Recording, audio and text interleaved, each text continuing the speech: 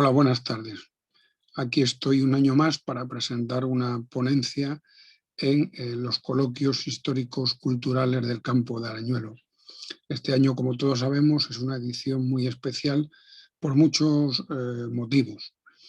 Personalmente no he podido asistir y no he podido presentar la ponencia en la Casa de Cultura como estaba previsto en un primer momento, pero tanto la organización como yo decidimos que lo más prudente era hacerla de manera virtual. Así que allá vamos. Espero que todo salga bien porque ya sabemos que con estos temas de las nuevas tecnologías no todo sale como estaba previsto. Y por otra parte vamos a intentar hacer de tripas corazón y tomarnos la iniciativa como una nueva manera de presentar los coloquios, una nueva manera de dar a conocer los coloquios, de extenderlos, que quizás se podrá aprovechar en un futuro para hacerlo llegar a más sitios. Como no podía ser de otra manera, yo quiero dedicar la ponencia de hoy a la memoria de Domingo Quijada. He puesto ahí en la diapositiva a la memoria de Domingo Quijada González, agua y taravilla de estos coloquios. En un molino, el agua, en un molino hidráulico, el agua es fundamental para que funcione. Y yo creo que él durante todos estos años ha sido el agua, la gran corriente de agua que ha movido el molino, que ha movido los molinos de los coloquios de Navalmoral. Por otra parte, aparece otra palabrita como es la taravilla. La taravilla es una pieza que hay en el molino, una pieza que está junto a la tolva y que es una especie de carraca que se mueve por el efecto del agua, y lo que hace la taravilla es ir dando golpecitos a la tolva para que los distintos productos que se van a moler, por ejemplo los cereales, vayan cayendo poco a poco en lo que es la rueda, los juegos de piedra del molino. Entonces, Domingo, yo creo que no solamente fue el agua que impulsó desde abajo, desde la base, los coloquios, sino que también ha ejercido de taravilla, ha ejercido de esa pieza que va dando pequeños empujones a los diferentes participantes, o por lo menos a mí, en mi caso, así ha sido, y por eso creo que es fundamental, me parece fundamental, me parece de justicia dedicarle esta ponencia. Como el título indica, la ponencia basa sobre los molinos hidráulicos de Collado de la Vera. Esta ponencia no es más que la continuación natural de la ponencia que presenté el año pasado sobre los molinos hidráulicos de las gargantas de Pedrochate y de Jaranda, esas gargantas que pasan por Garganta de la Hoya, por Jaraíz de la Vera y por Collado de la Vera. Allí estudié de manera general los molinos, mientras que en esta ponencia lo que voy a hacer va a ser estudiar los molinos que se encuentran en la localidad de Collado de la Vera. A ver si pasamos la diapositiva. Vale. Collado de la Vera es una pequeña localidad que se encuentra junto a la garganta de Pedrochate, y aunque sea la garganta de Jaranda, aunque sea una pequeña localidad, es una localidad que tiene un término municipal muy grande. El nombre se debe a que se encuentra en un collado y se encuentra en un terreno muy abrupto. Este terreno suaviza según va bajando hacia el sur, hacia la zona de el río Tietar, como podemos ver aquí, y además del río Títar, como he dicho, está atravesado por dos grandes corrientes de agua. Una es la garganta de Jaranda y la otra es su afluente, que es la garganta de Pedrochate. Entonces, entre la zona donde se encuentra, donde llega la garganta de Pedrochate a Collado, y la zona donde desemboca la garganta de Jaranda, hay unos 9 kilómetros y medio, 10, y es en esa distancia de 9 kilómetros, 10 kilómetros en la que se encuentran los molinos. Tenemos que decir que Collado es un pueblo que, igual que la mayoría de los pueblos de la Vera, comenzó a estar habitado de una manera seguida a partir de la repoblación que se hizo en la zona después de que Alfonso VIII conquistara Plasencia a finales del siglo XII. Pero eso no quiere decir que en la localidad no hubiera otros habitantes antes de la Edad Media. Curiosamente, cuando estábamos buscando y estábamos estudiando el terreno para preparar la ponencia, dando un paseo por esta zona, por esta finca que se llama, este cerro que se llama el Cerro Locurón, justo a la entrada de Collado, encontramos este macho de molino de vaivén, con lo cual es una muestra evidente de que el pueblo estuvo habitado desde tiempos prehistóricos y parece ser que en ese cerro de Locurón hubo un asentamiento neolítico. El molino lo entregamos en el ayuntamiento de Collado y allí está guardado para que se pueda estudiar o por si alguien quiere echar un vistazo. En cuanto al tema de los molinos, tenemos que decir que documentación escrita no aparece hasta el siglo XVIII. Es a partir del siglo XVIII cuando vamos a tener algo de documentación sobre los molinos de Collado. Esta documentación la vamos a encontrar principalmente en documentos como el Catastro de Ensenada de 1753 o en el interrogatorio de la Real Audiencia de Extremadura de 1791. También Collado aparece citado en algunos diccionarios, como el diccionario de Pascual Madoz o el diccionario de Miñano. En cuanto al catastro de Ensenada, ¿qué es lo que nos dice el catastro de Ensenada sobre los molinos que había en Collado? Bueno, pues el catastro nos dice que en Collado en el año 1753 había un molino o lagar de aceite y un batán de paños en la garganta de Jaranda. El batán pertenecía a don Francisco Izquierdo Carnacedo, que era un capellán de órdenes menores, vecino de Casa Tejada, y se lo tenía arrendado a un tal Manuel Márquez. Desconocemos la situación en la que se hallaba la localización exacta de este batán, porque ocurre que en la zona donde probablemente estaba el batán hay en la actualidad dos fincas, una que se denomina el Batán y otra que se denomina los Batanes, que se encuentran aguas arriba y aguas abajo del puente de la Carava. Entonces es difícil de saber si el batán que aparece en el catastro de Ensenada se encontraba en una zona o en la otra. Personalmente pensamos o creemos que se encontraba en la zona de aguas arriba. Por otra parte, en la pregunta 23 del catastro de Ensenada se dice que había un molino o lagar de aceite inmediato a un horno para cocer pan y que ambos eran utilizados por los vecinos sin pagar. El lagar, como hemos dicho, no era un molino hidráulico, ya que se encontraba en el centro del pueblo. Entonces, en el centro del pueblo no había corrientes de agua para mover este tipo de molino. Se situaba en un solar que ocupa hoy una vivienda, que es una vivienda que se encuentra en la calle Lagar número 1. Este lagar fue dado de baja en los años, un momentito, voy a activar el puntero.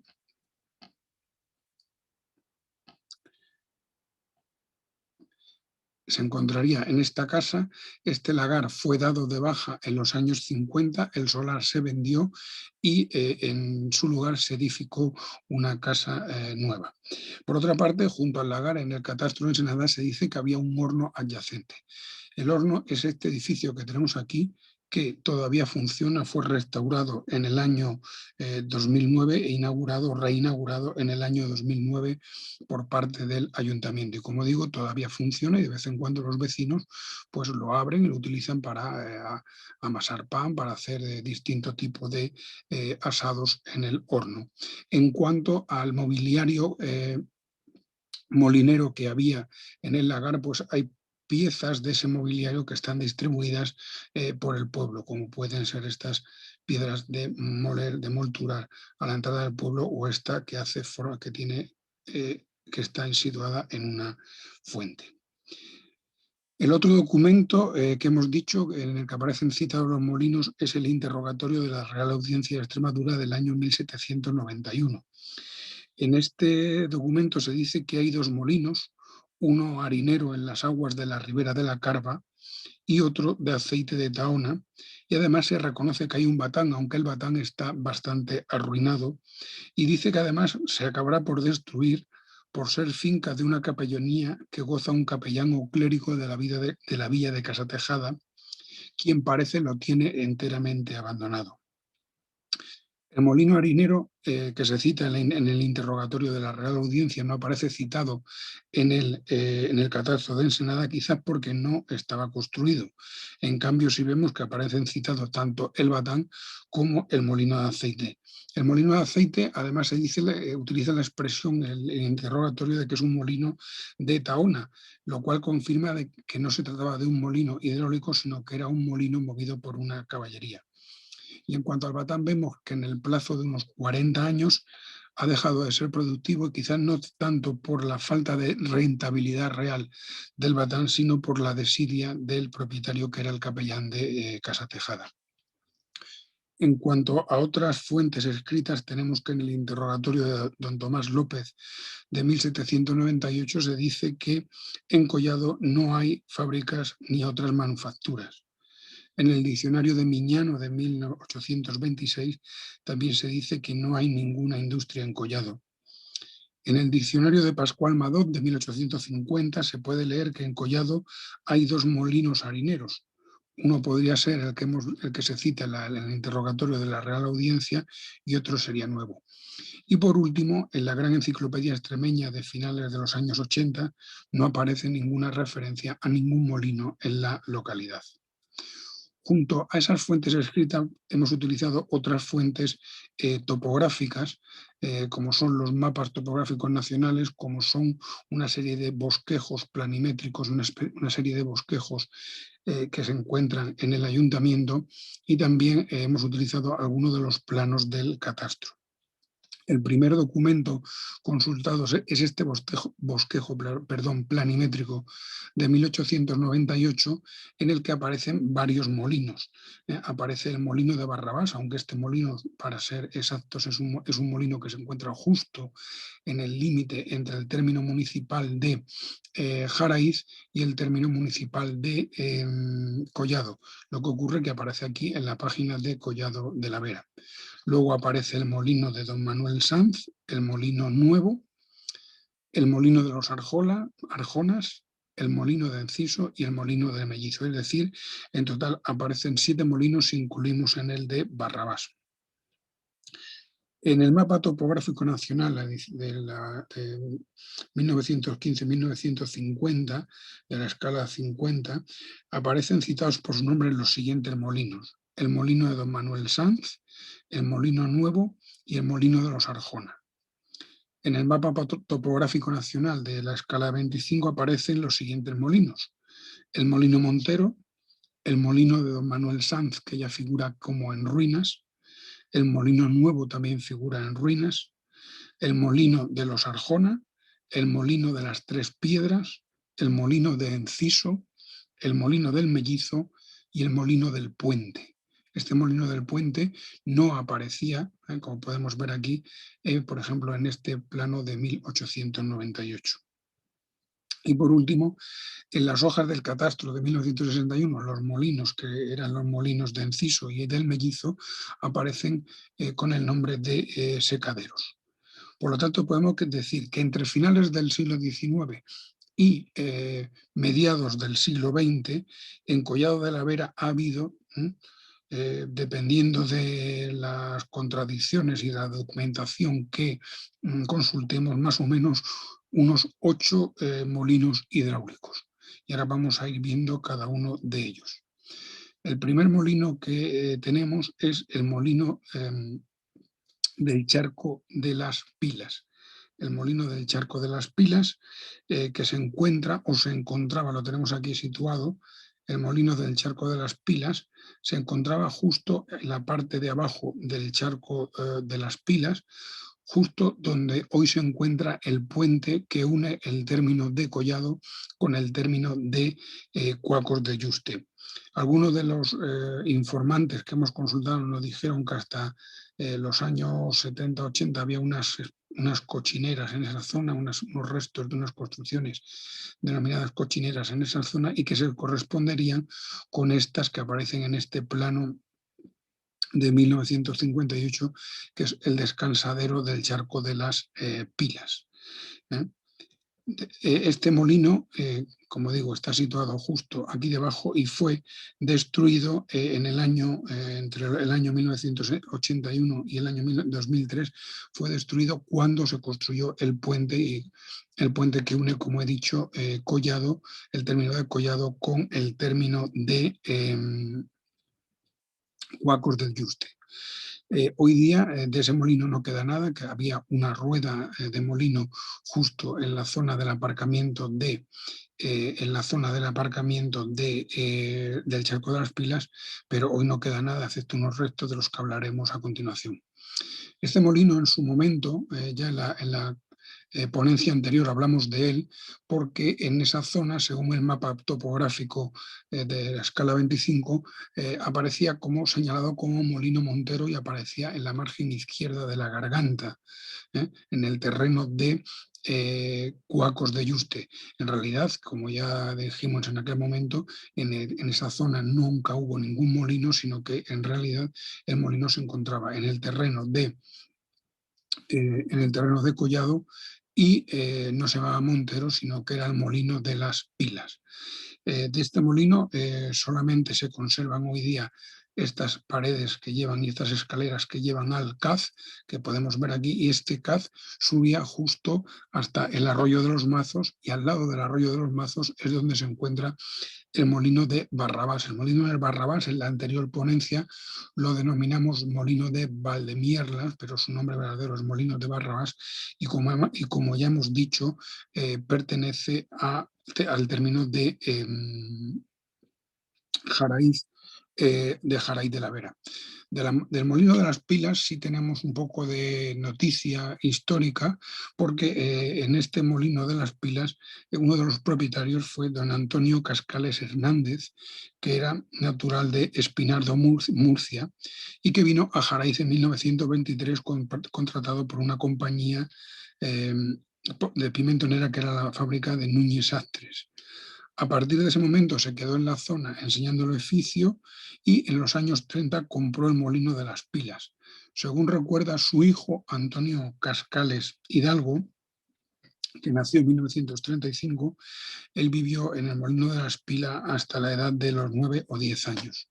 A partir de ese momento, la familia se traslada a Jaraíz, alquila un molino cerca del lago, de lo que hoy es el lago de Jaraíz, y dejan y abandonan el molino de las Pilas. Entonces, don Antonio Cascales Hidalgo no nos ha dado más información sobre el molino de las Pilas, pero sí es interesante remarcar lo que él decía, que el molino se movía, era de una piedra, y se movía con agua de la garganta de Pedro Chate, y en ese molino se hacía la molienda de trigo, avena, cebada, castañas, bellota y maíz, con lo cual tenemos una enumeración de productos, de los productos que se molían en los años 30, estamos diciendo 30 o 40, en la zona.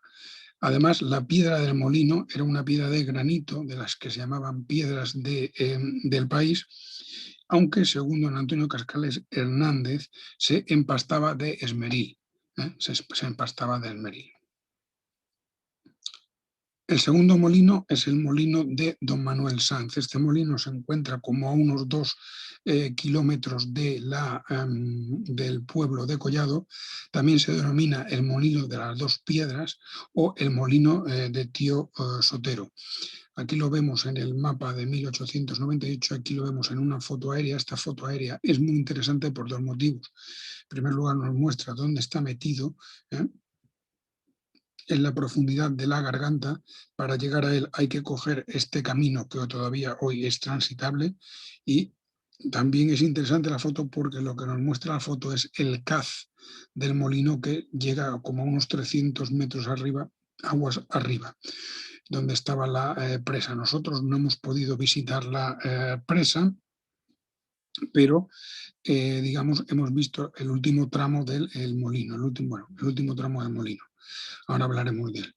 Aquí lo que he hecho ha sido, mediante un programa de diseño de casas, he hecho un plano más o menos aproximado de lo que puede ser el molino o alguno de los molinos, para que nos hagamos una idea más, sea más fácil para situarnos más fácilmente en las ruinas de los molinos. Bueno, en el molino de don Manuel Sanz tenemos que había dos puertas, una puerta al sur, por aquí llegaba el camino, se entraba en el molino, y tenemos dos zonas de molienda, es decir, dos juegos de piedra.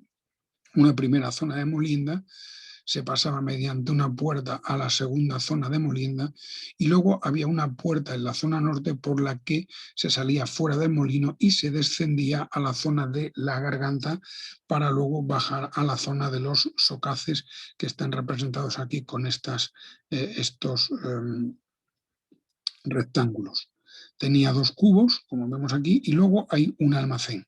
Entonces, como vamos a ver, todo esto está en ruina. Esta pared, pared medianera, está completamente derruida y tiene enterrado, por así decirlo, está completamente encima de una de las ruedas del molino.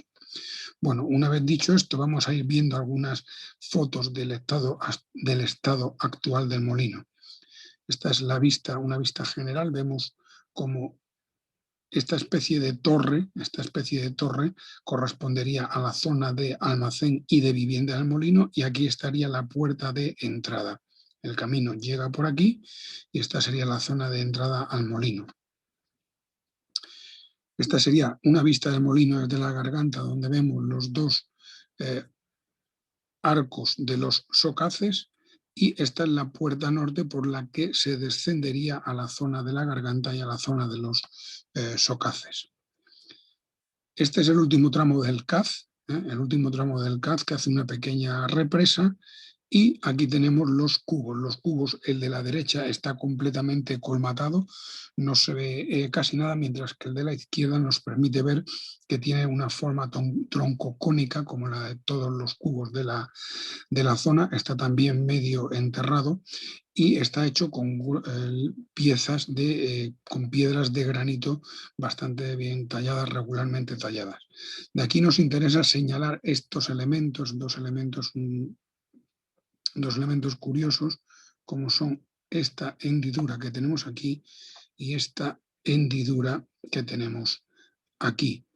Esta servía para meter una compuerta, para insertar una compuerta que impedía que el agua cayera al molino, mientras que esta servía para meter una reja e impedir que cayeran restos de ramas, restos de elementos de arrastre que pudieran traer el agua en su recorrido. En esta foto, lo que vemos en esta diapositiva, lo que vemos es la sala de almacén que hemos dicho a la entrada, que estaría la puerta, llegaríamos hasta aquí. Esta sería el almacén, esta sería la zona de molienda número 1, y aquí la volvemos a ver. El almacén al fondo, la zona de molienda con los muros, el muro completamente derrumbado, el muro medianero que vimos en el plano completamente derrumbado. Aquí tenemos los dos juegos de piedra. Este es el juego de piedra número 1. Vemos la piedra solera con las estrías y la piedra volandera desplazada del eje. Este es el juego de piedra número 2. Vemos la piedra solera, un hueco enorme que está encima de lo que es el socaz, es decir, se ha hundido la bóveda del socaz, y lo que ha ocurrido es que la piedra volandera, la piedra de encima, ha caído y está completamente enterrada dentro del socaz. Estas piedras tienen un radio aproximado de unos 73 centímetros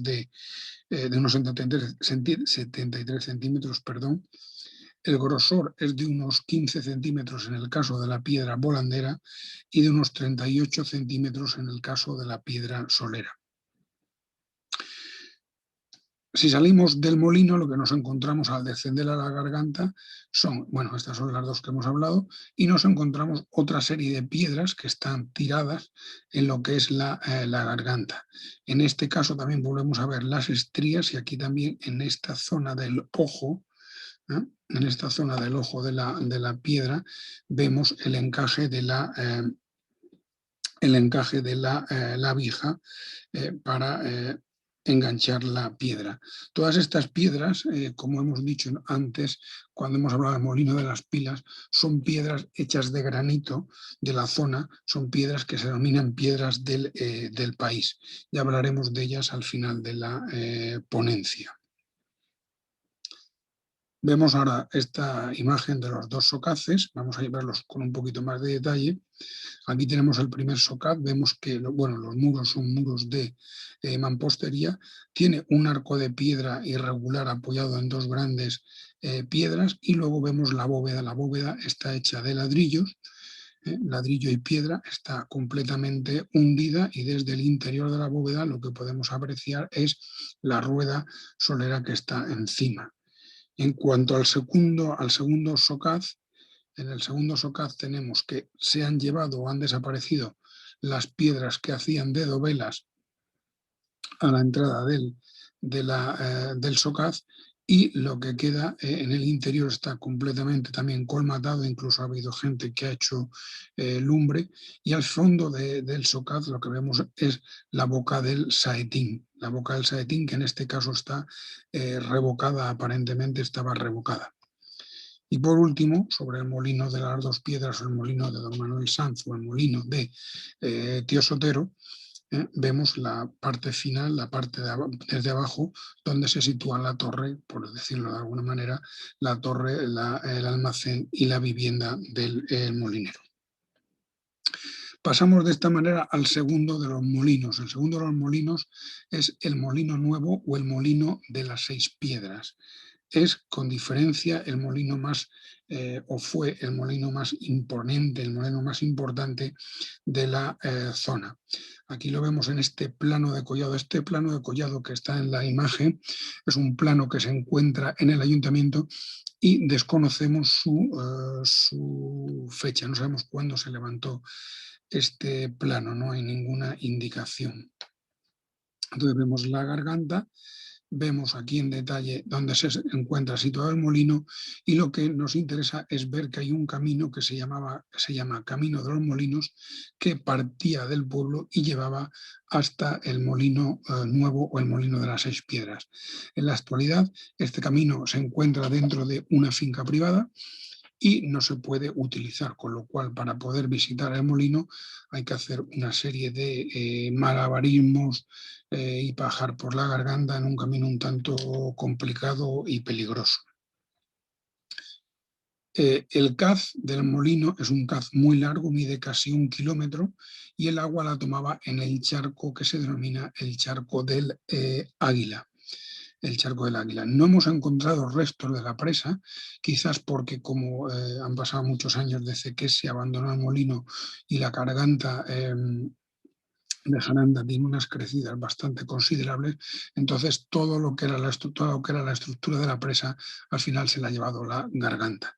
En cuanto al caz, aquí tenemos esta foto que muestra la anchura enorme que tenía este caz, digamos, mide 1 kilómetro de largo y en algunos tramos tiene más de 2 metros de ancho. Y no solo eso, sino que hay tramos que pasa al lado de la garganta casi por una especie de acueducto para salvar el desnivel. Tenemos que tener en cuenta que al ser un molino de 6 piedras necesitaba un cauce de agua muy grande y por eso es por lo que tiene esta anchura tan grande. En cuanto a los cubos de este molino, lo tenemos aquí en esta foto, los cubos no hemos podido verlos de cerca porque, tal y como se puede apreciar en esta fotografía, están vallados con alambre de espino, están llenos de maleza y es imposible llegar hasta ellos y observarlos con detenimiento. Suponemos que igual que el resto de los cubos de los otros molinos, son cubos tronco piramidales. En cuanto al edificio, bueno, en primer lugar vamos a ver una evolución del estado del molino desde los años 70 hasta el estado actual y vemos cómo progresivamente el molino ha ido entrando y cayendo en la ruina más estrepitosa. Aquí todavía se conserva en los años 73, se conservan los tejados, se conserva incluso el color con las paredes, parece ser que están blancas. Aquí hay esta estructura que es curiosa, que se ve muy bien también aquí, que es un corralón que había para un corralón para dejar el ganado que llevaba los productos y que recogía la harina o lo que fuera, el pimentón del molino, y vemos como poco a poco el molino ha quedado completamente destruido, como podemos ver en esta foto de hace un par de años. En cuanto al edificio, pues tenemos aquí también un plano esquemático. El edificio tiene dos puertas, una puerta sur a la que llegaba el camino, ¿eh? Luego entramos en una zona de molienda enorme con las 6 ruedas a la que corresponden los 6 cubos y los 6 ocaces, y luego tiene una puerta norte que daba a lo que parece ser que en su momento hubo un horno en el que también se cocía el pan. Justo a cada extremo del edificio central de la zona de molienda hay dos edificios más pequeños que funcionaron como almacén y vivienda, y nos damos cuenta que la forma más o menos es parecida. Es muy simétrico este molino.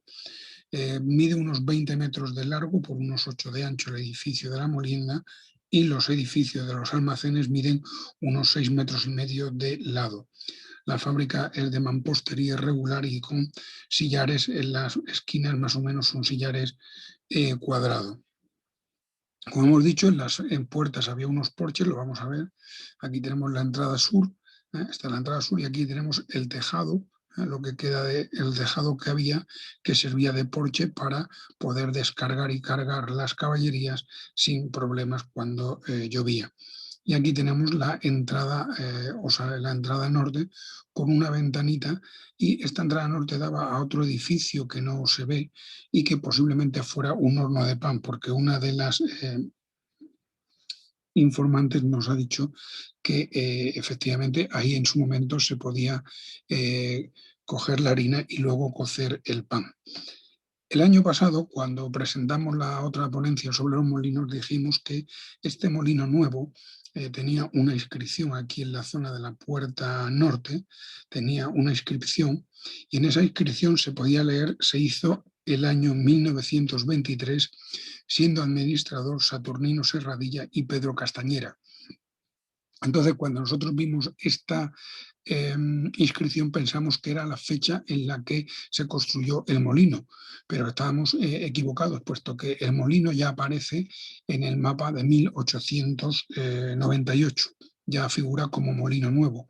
¿Qué ocurre? Que este molino, lo que pasó es que era un molino que funcionaba muy bien, y lo que se decide es hacer una ampliación que es exactamente, se amplía, se hace el doble de grande y se vuelve a repetir la estructura que tenía, digamos, la parte sur del molino se vuelve a replicar en la parte norte. Esto se ve muy bien cuando se observa con detenimiento la estructura externa del edificio, como podemos ver aquí. Bueno, esta foto, que es de Javier Cepeda,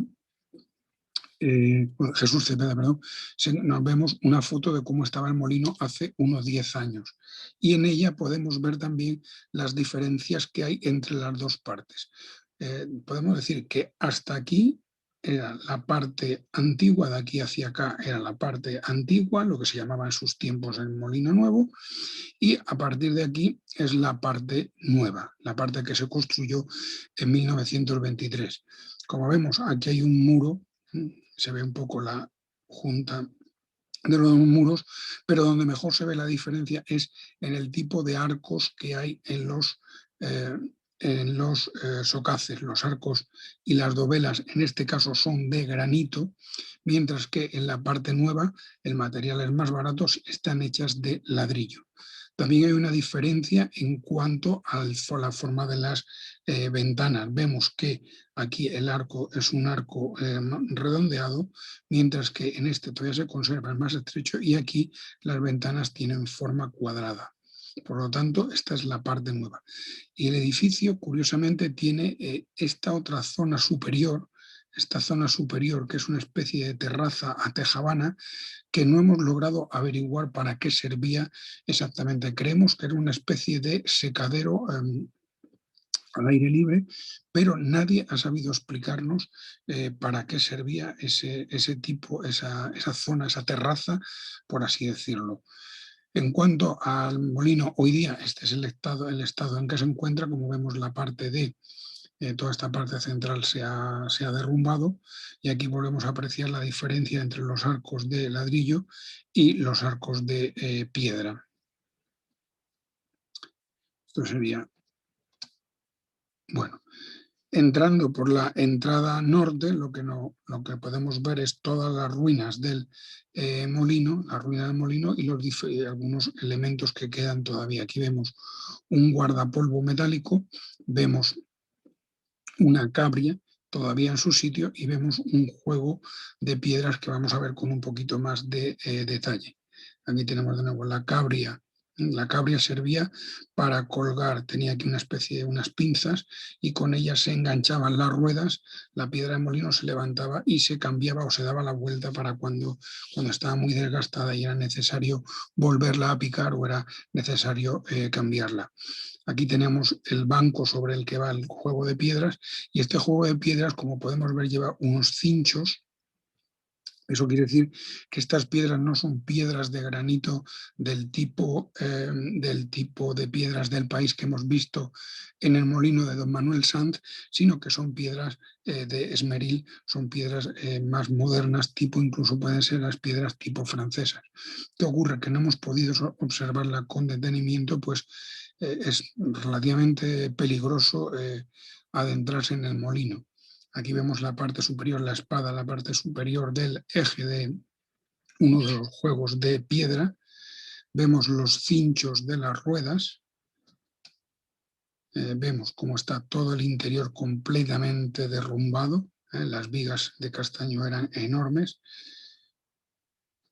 Y vemos en esta zona, lo que digo, la zona, las tejas a punto de caerse, y vemos la zona del almacén o vivienda. En esta zona del almacén nos interesa llamar la atención sobre dos cosas. En primer lugar, vemos que el molino, bueno, tenía sus detalles, como es este friso pintado de negro, ese friso pintado de negro, y el suelo está completamente enrollado, estaba enrollado con rollos de la garganta, y también con ruedas de molino que ya no servían porque se habían utilizado, se habían desgastado, entonces se ponen en el suelo para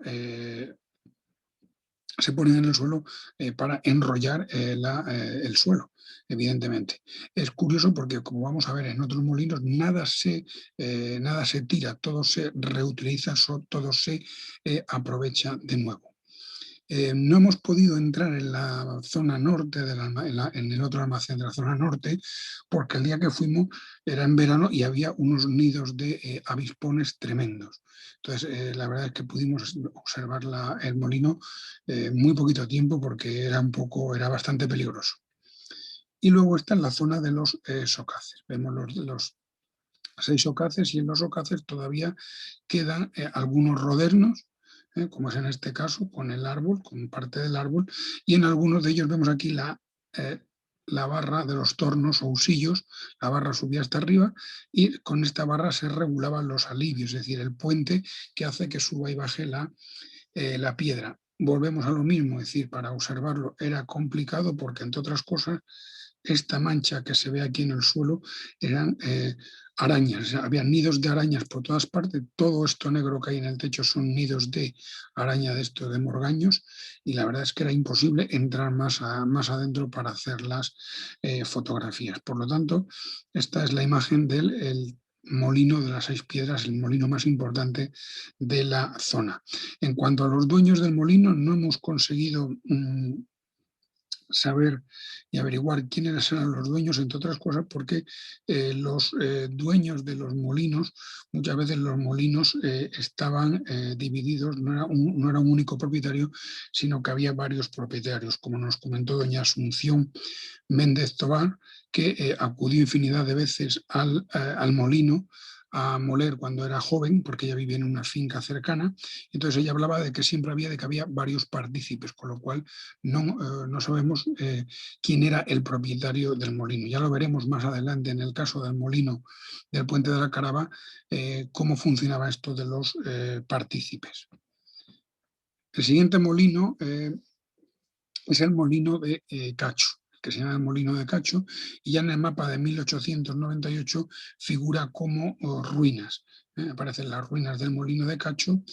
Y en esta foto los años 70, parece que es, ya vemos aquí solamente un puntito, y observando las siguientes fotos las siguientes fotos aéreas, llega un momento en que no se ve absolutamente nada. Es un molino que también está situado muy lejos de Collado, y es de un acceso bastante complicado y difícil, con lo cual no hemos podido verlo in situ.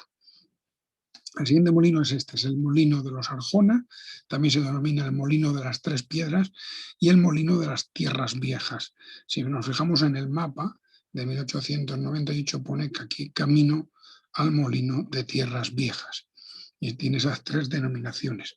Primero, el sitio en el que se encuentra, es curioso, ya también pasó con el molino de Don Manuel Sanz, sería el molino de las Tierras Viejas. También tenemos el molino de los propietarios, los Arjona, y por último el molino de las Tres Piedras, porque es el número de piedras que tenía. Sobre este molino tenemos que decir que en su momento, ya lo comentamos el año pasado en la otra ponencia, en la anterior ponencia, en el mapa topográfico nacional de la escala 25, se denomina, aparece el molino de las Tres Piedras, es como aparece señalado como si fuera un molino diferente al molino de los Arjona. Entonces, claro, fuimos a verlo in situ. El molino de los Arjona se encuentra justo en esta zona de arbolado, y donde en el mapa figura el molino de las Tres Piedras, lo único que aparece son estas casillas, ¿no? Estos secaderos que pertenecen a la familia de Lázaro Muñoz, y así nos lo confirmó, y de tal manera que nos dijo que ahí nunca hubo ningún molino. El molino de los Arjona lo vemos aquí en los vuelos, los diferentes vuelos. Todavía en el año 56, 57, aparentemente estaba el edificio estaba relativamente bien, pero ya en el año 2009 vemos que no hay ningún tejado, que está lleno de maleza y que ya es una completa ruina. El plano aproximado del molino es este. Hemos puesto el plano aproximado porque en realidad hay tanta maleza que es imposible de observar con precisión y con detenimiento cómo es el molino. Se entraba por una puerta a la que daba el camino de las Tierras Viejas. Desde ahí se pasaba a la zona de la molienda con las Tres Piedras, y luego había una zona de almacén. Los cubos del molino y los canales que llevan el agua a los cubos son muy largos, miden unos 7-8 metros, como vamos a ver. Y lo más curioso de este molino, que no hemos encontrado en ningún otro, cuando digo ningún otro, no es ni en Collado, ninguno de los de Collado, ninguno de los de Jaraíz y ninguno de los de Garganta la Olla, es que este molino tiene una especie de corral, esta zona, una especie de corral protegido por un muro muy alto, con una puerta bastante potente, como vamos a ver, que protege la zona de los socaces. No sabemos por qué construyeron este muro, no sabemos si en este terreno, en alguna zona, había un huerto, es que no lo sabemos, pero es una estructura bastante llamativa y particular. Al molino, cuando uno se acerca, lo que ve es esto, es decir, nada, incluso duda que haya llegado al molino, pero luego ya empezamos a ver entre la maleza las diferentes estructuras, ¿no? Los muros, este es el muro de la parte de abajo que da sobre el corral, el muro en el que se encuentran los socaces. Vemos que el molino estaba revestido como una especie de cemento, el muro estaba revocado, estaba bastante revocado, y es un edificio bastante impresionante una vez que se está cerca de él.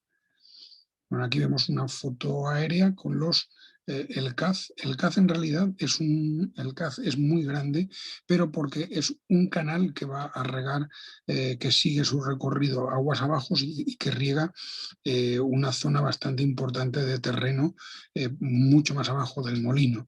Entonces tenemos aquí las entradas a los cubos, que como hemos dicho son muy largas, miden unos 7-8 metros, y aquí vemos las compuertas, donde están las compuertas que dividen el canal principal para entrar, y que deje pasar el agua hacia los cubos, y estos son esos canales que son canales hechos de ladrillo y cemento que llevan el agua hasta los cubos del molino. Los cubos, aquí vemos uno de ellos, es un cubo bastante profundo, mide unos 8 o 9 metros y es un cubo también hecho con piedras de granito regulares y la típica forma tronco piramidal para que el agua coja fuerza a la hora de salir por el saetín.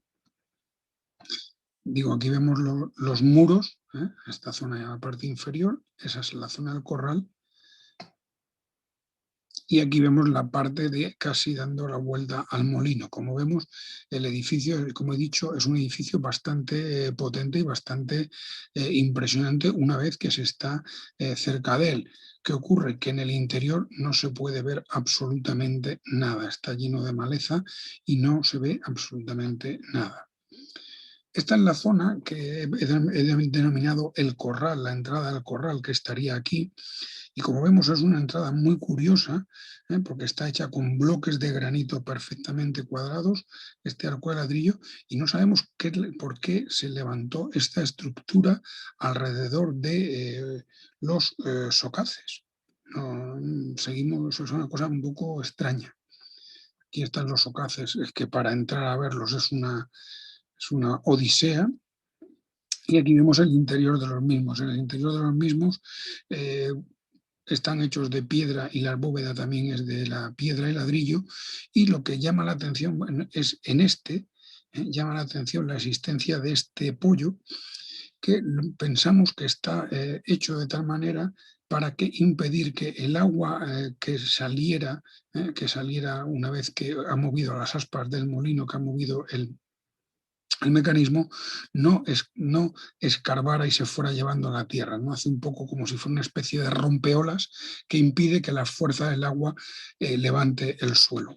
Y lo que también llama la atención es que la boca del saetín está construida con una rueda de molino reaprovechada. Como hemos dicho, en estos edificios nada se tira, todo se reutiliza. Quedan todavía la rangua, es decir, la parte en la que se apoyaba la parte en la que se apoyaba todo el árbol, toda la estructura del molino, y como hemos dicho, la antigua piedra de molino que sirve de boca para el saetín. Como curiosidad, vamos a decir que de estas, las piedras que había en el molino, de las 3 piedras, el dueño se las regaló el dueño, parece ser que era don Venancio Morales, se las regaló al dueño de la dehesa de los Tejares, que las tiene en su propiedad, pero justo donde se encuentra la entrada a la dehesa de los Tejares, la pista que lleva a la dehesa de los Tejares, se encuentra esta rueda, esta piedra solera, que como vemos se encuentra al principio de la pista y tiene unos 65 centímetros de radio por unos 45 centímetros de grosor. Bueno, el siguiente molino es este que aparece en las minutas de 1898, en el plano de 1998, que es el molino de Encisos. Aparece claramente señalado, pero es un molino que nos plantea dudas, porque si vemos las fotos aéreas, aparece aquí, se le ve claramente, y en el catastro de 1961 aparece reseñado como secaderos.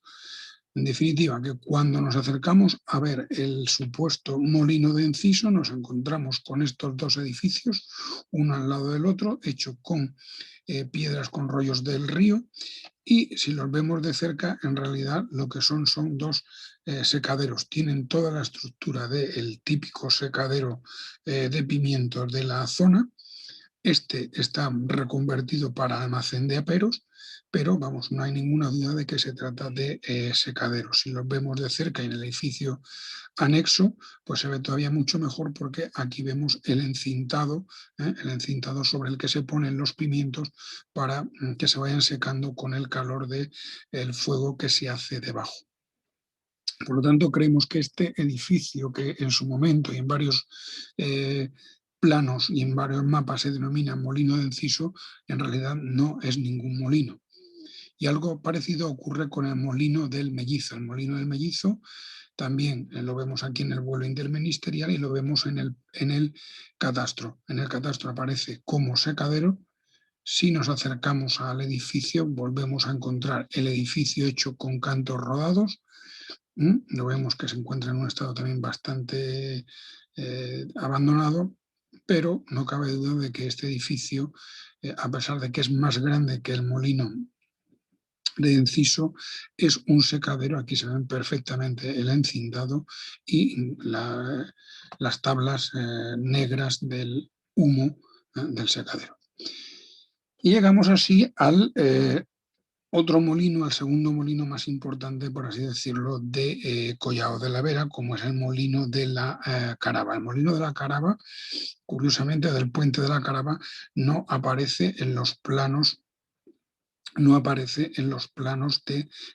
1898. Tenemos aquí en esta foto de los años 70, el edificio del molino en realidad es este que hay aquí, estos que hay al lado son secaderos, este era el molino. Este era el molino. Bueno, como hemos dicho, no figura en los planos de 1898 y el nombre del molino de la Carava, pues evidentemente se denomina así porque está al lado del puente de la Carava. Si buscamos en el diccionario la palabra Carava, dice que es una reunión festiva. Y si buscamos la etimología del término, dice que es un término de origen árabe que significó reunión de gente para charlar y platicar los días de holganza. Es decir, reunión de gente próxima, primos, parientes y vecinos en ambiente rural, donde todos se conocen y lo conocen todo de cada cual, y aprovechan que no tienen nada mejor que hacer para comentar y criticar, desde meramente platicar hasta despellejar con fruición a quien hubiera caído en desgracia para aquella comunidad.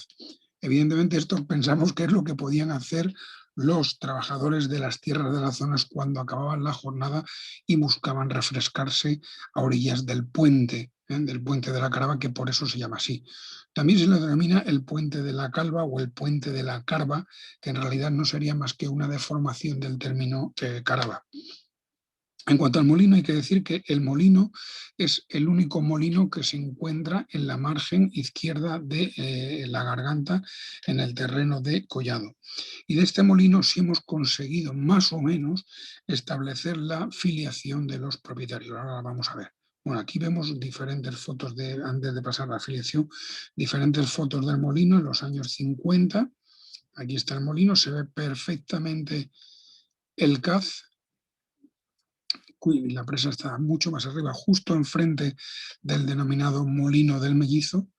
También aparece en el catastro el cauce del molino, señalado el cauce del molino, y aquí está el molino del puente de la Carva, se denomina aquí. Luego ya en el año 73, lo que es el caz, ya lo vemos que está colmatado, ha desaparecido, se ha construido una pista, aquí ya está cortado, ya no sigue hacia arriba.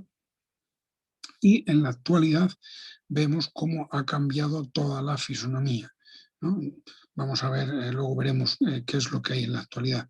Vemos que hay una pista y aquí se han construido una serie de propiedades, pero ya el caz ha desaparecido por completo, hasta tal punto que cuando uno llega no sabe ni se puede imaginar que el agua llegaba al molino a través de esta pista. Como decía, aquí hemos conseguido hacer la afiliación de los posibles propietarios, no sabemos si tan del molino o de la finca completa en la que se encontraba el molino. ¿Por qué decimos lo de la finca? Porque si vemos el mapa de 1898, en ese mapa no figura el molino, pero el primer propietario del que se tiene noticia son Ángel Morales Enciso y Enrique Morales Enciso, que figuran ya en un documento del 28 de febrero de 1877. Entonces se dice que Enrique Morales Enciso es propietario de un cuarto de pleno dominio, por título de pleno dominio, junto con Ángel Morales Enciso, que suponemos que son los hermanos. En un cierto momento, estos hermanos donan la propiedad a Fidela Morales, que no sabemos si es su hija de alguno de ellos, y a partir del momento en que Fidela Morales fallece o vende la propiedad, se produce todo este lío de propietarios, de copropietarios, de partícipes, que es realmente un verdadero quebradero de cabeza. Como vemos, se va repartiendo la propiedad. Hay unas partes que lo coge la familia Morales de la Calle, se lo va a vender al final a Eladio Sánchez Fabián y a Julia Gómez Herrero. Otros se lo van a vender a Pilar Morales Domínguez, Ángel Morales. Estos van a andar vendiéndoselo, se lo van a vender entre ellos. O sea, es un auténtico rompecabezas hacer esta afiliación. Al final, después de numerosas compras y ventas, llegamos al año 2000, el año 2002, me parece que es. El año 2002, en ese momento, Leonor Muñoz Terrón compran el edificio para hacer un restaurante. Y al final, digamos que toda la propiedad se va a reunificar en manos de Leonor Muñoz Terrón sobre esos años, el año 2000, cuando se crea el restaurante Puente Viejo. Finalmente, en el año 2018, Leonor Muñoz Terrón vende la propiedad a María Jesús Sánchez y a Carlos Lucena, que son los actuales propietarios. Este molino en la actualidad se encuentra dentro de la finca El Molino de Jaranda, que es una finca que se dedica al agroturismo, al ecoturismo, también es un alojamiento rural y además dentro de poco va a comenzar a funcionar como aula de la naturaleza. Por lo tanto, es interesante desde el punto de vista histórico, como desde finales del siglo XIX hasta la actualidad más o menos hemos conseguido ver quiénes han sido los diferentes propietarios y del molino y de la propiedad. Entonces nos quedaríamos con tres cosas. El molino en principio funcionó como molino, después pasó a funcionar como restaurante. En la actualidad es eso que hemos dicho, una propiedad dentro de una finca que se dedica al agroturismo, al ecoturismo, al alojamiento rural, y va a convertirse en un aula de la naturaleza. Esto es importante por lo que diremos al final de la ponencia. Según nos informó también don Teodoro Barco Martín, que nació en 1965 y que vivió en unos secaderos que están junto al molino, ya él cuando vivía allí el molino no funcionaba como tal. Esta es una foto aérea del molino y en ella vemos perfectamente cómo son las entradas a los cubos. Aquí las vemos con un poquito más de detalle. Hay 4 cubos y en estos cubos también son cubos troncopiramidales, y llama mucho la atención en que el hecho de que las piedras que aparecen formando los cubos, muchas de ellas son antiguas ruedas de molino. Es decir, otra vez volvemos a encontrar ese tipo de material reutilizado en las propias construcciones. Como vemos, es un edificio bastante potente, bastante grande, tiene unos 160 metros cuadrados y hay que decir que este edificio tiene 3 plantas. Tiene 3 plantas de aproximadamente unos 160 metros cuadrados por planta. La superficie del molino de las 6 piedras era de unos 243 metros. Vamos a ver las diferentes plantas del molino. En la primera planta, la que se entraba a nivel de la calle, es el piso superior y en él se encontraba la zona de vivienda y de almacenaje. Vemos que iba a tejabana, el suelo era de madera y aquí vemos un hueco bastante grande que puede ser que en este momento están haciendo obras, pero también creemos que aquí había una escalera que permitía bajar al edificio de abajo, que es la zona de la molienda, aunque había otras posibilidades de entrar. También vemos que tenía unas grandes ventanas y aquí había una puerta que daba también al exterior para poder entrar en la zona de vivienda sin pasar por la zona de trabajo.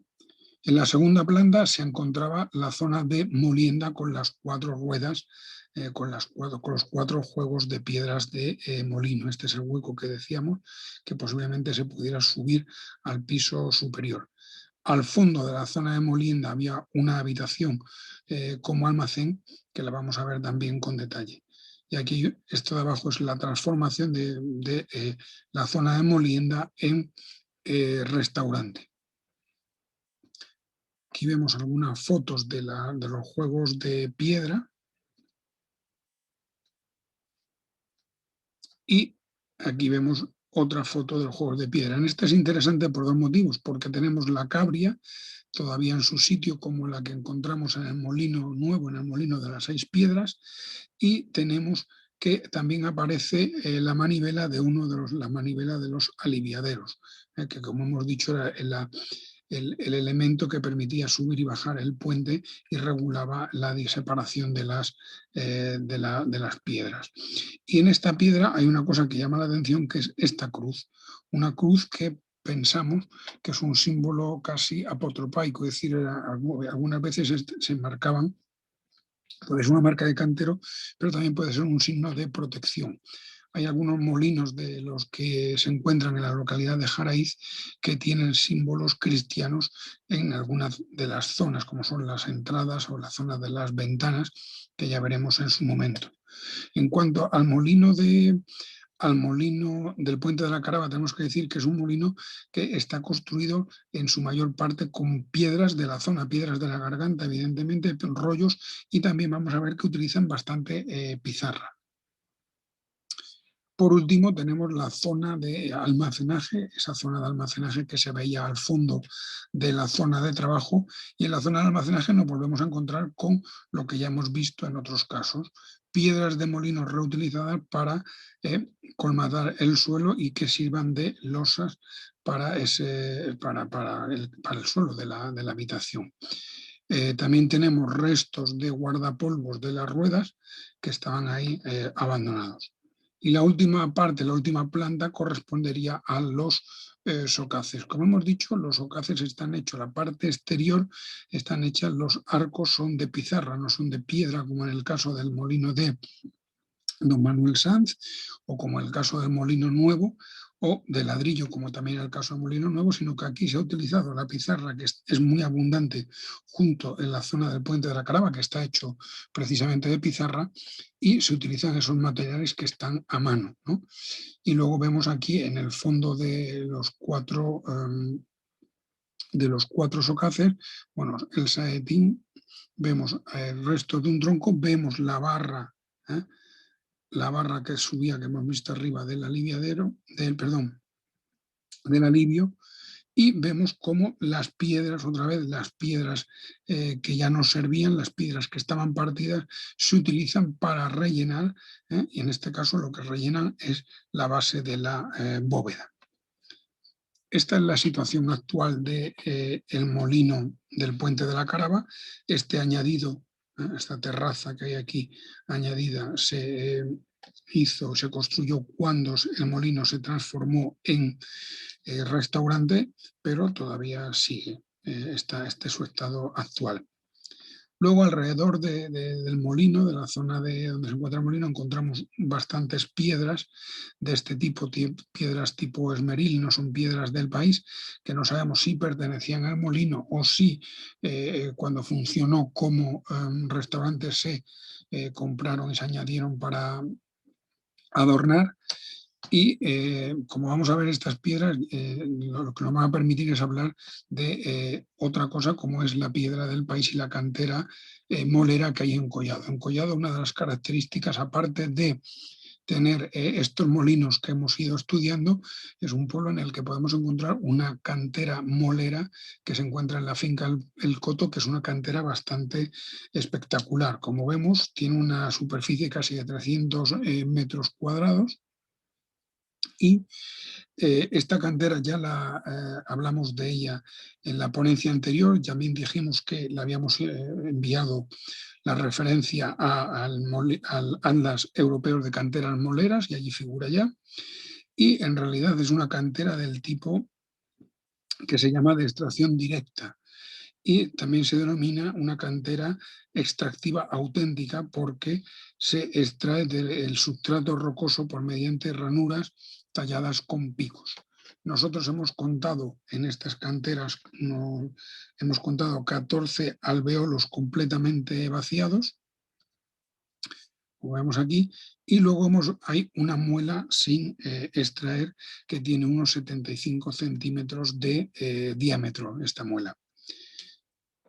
Pues vamos a llegar a la última parte de la ponencia, que va a ser muy rápida, simplemente hablar del mobiliario, esto es cómo se extraía la muela, unos esquemas de cómo se extraían las piedras de molino de este tipo de cantera y cómo se transportaban mediante narrias o carros tirados por bueyes o con este otro sistema tan particular.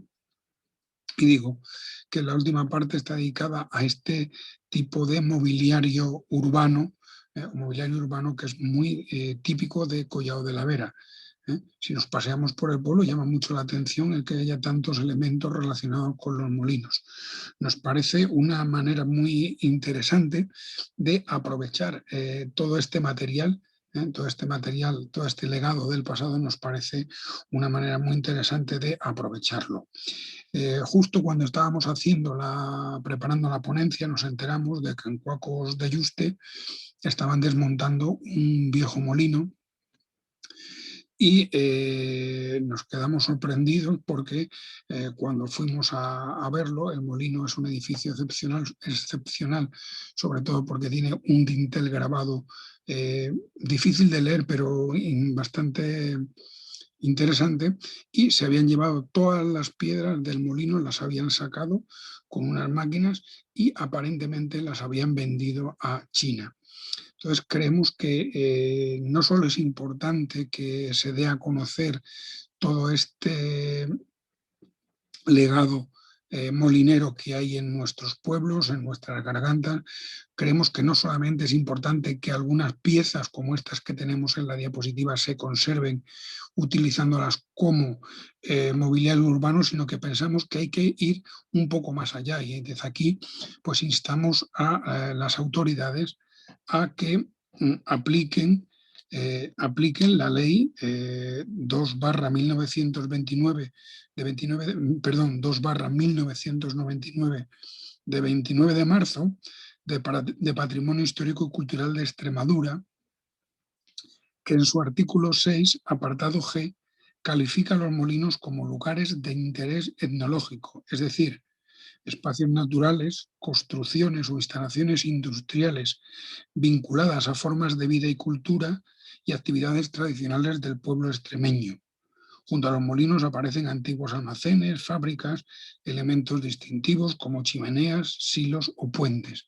Entonces creemos que es fundamental no solamente que se den a conocer estos molinos, que se conserve parte de este material, como digo, con el que aparece en la fotografía, sino que se aplique la ley y se intenten proteger de una manera mucho más efectiva todo este patrimonio que tenemos.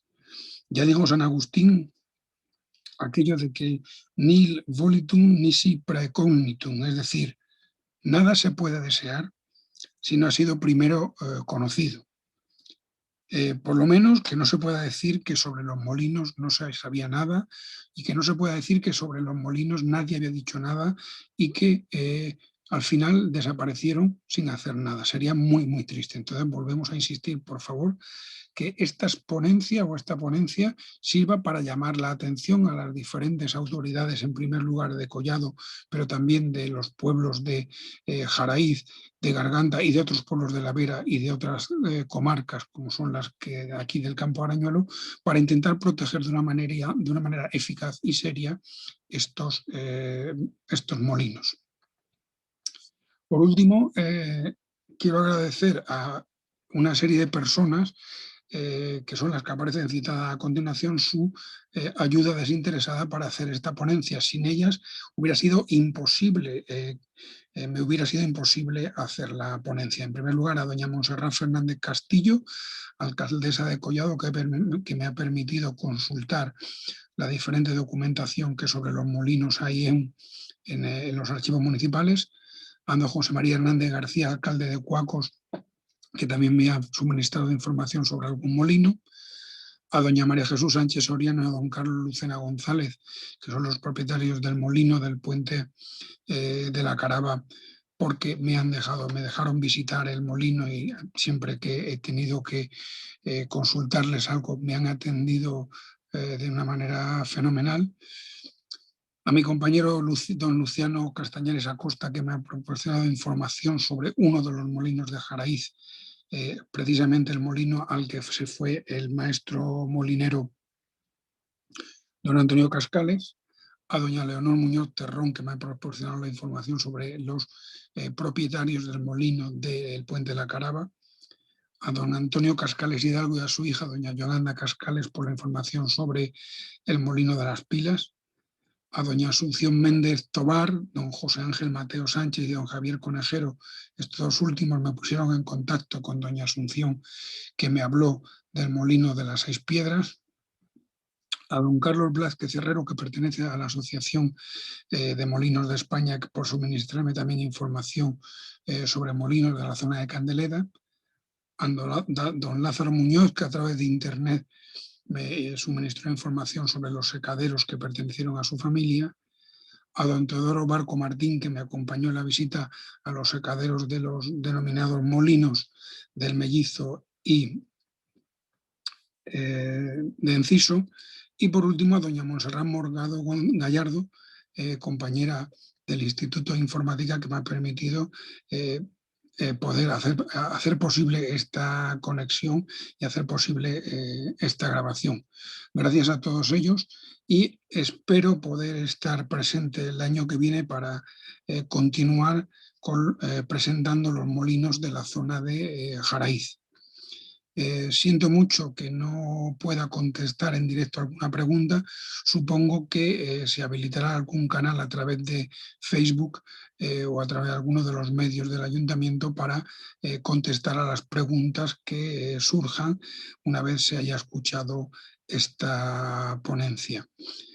Nada más, muchas gracias por su atención y un abrazo afectuoso para todos, en especial para la familia de Domingo, y a cuidarse.